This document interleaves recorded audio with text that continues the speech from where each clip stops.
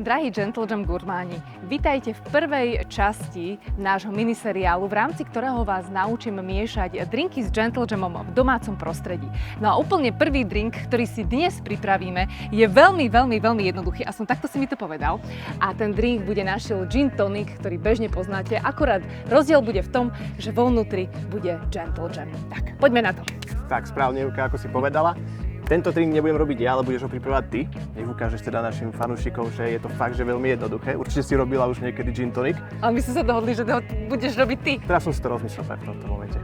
Nech vážne vidia, že to je veľmi jednoduché a nech sa toho nemusia báť hlavne. Tak pozri sa, keď viem robiť džemy s alkoholom, tak toto bude pre teba úplne brnkačka. Toto je nič. Dobre, tak poďme na to. Čo potrebujeme? V prvom rade potrebujeme pohár. Môžeš nabrať kľudne ladík. Povedz mi koľko?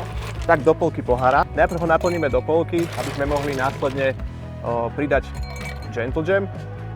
Všetko je v poriadku. Dobre, môžeme si zobrať teda džinové kúzlo. Najprv by som použil teda džemík. Výborne, OK. Lyžičku máme. Áno, samozrejme, lyžičku použijeme doma, ako máme lyžičku, najlepšie kávovú lyžičku, nech nie je zbytočne veľká. Nabereme poriadnu dávku Gentle Jamu. Ako ďalšiu surovinu použijeme Roku gin, náš klenot z Japonska, kde dáme peknú porciu, takto, podľa toho, ako má každý rád ten gin tonic. Dajme viac. Dobre, výborne. Takže to sú moje slova. Takže 0,5. To je toto? Tak, áno. Dobre. Takže plná odmerka. Netreba sa toho báť. Perfektne, berem ťa do týmu. Výborne. Teraz to poriadne premiešame, kým nemáme ešte v drinku tú perlivú zložku a momentálne to bude tonic. Tak to dobre to robím? Výborne, ako doma. Lepšie sa ti doma to bude robiť, keď si to položí, aby si mal pevne. Chytiť pohár. Tak, výborne. Dobre. Doplň na pohár ľadom. Ešte jeden by som tam dala. Perfektne. Super. Ideme ďalej. Dolejeme tonikom. Super. A teraz jemne premiešame, aby sme prepojili chute, ale zároveň, aby sme ho čo najmenej vybublinkovali ten drink. Takže very gently.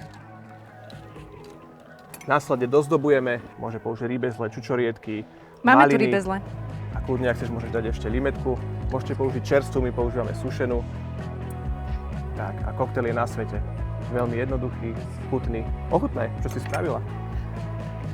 Na zdravie, Gentle Jam gurmani. Mňam. No teraz už iba takto gin tonic. Mňam. Ochutnaj.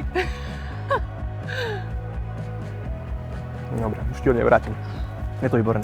Ďakujem. Tak to vyskúšajte aj vy. Stretneme sa o týždeň v druhej časti miniseriálu, kde sa naučíme miešať drinky v domácom prostredí. Ahojte.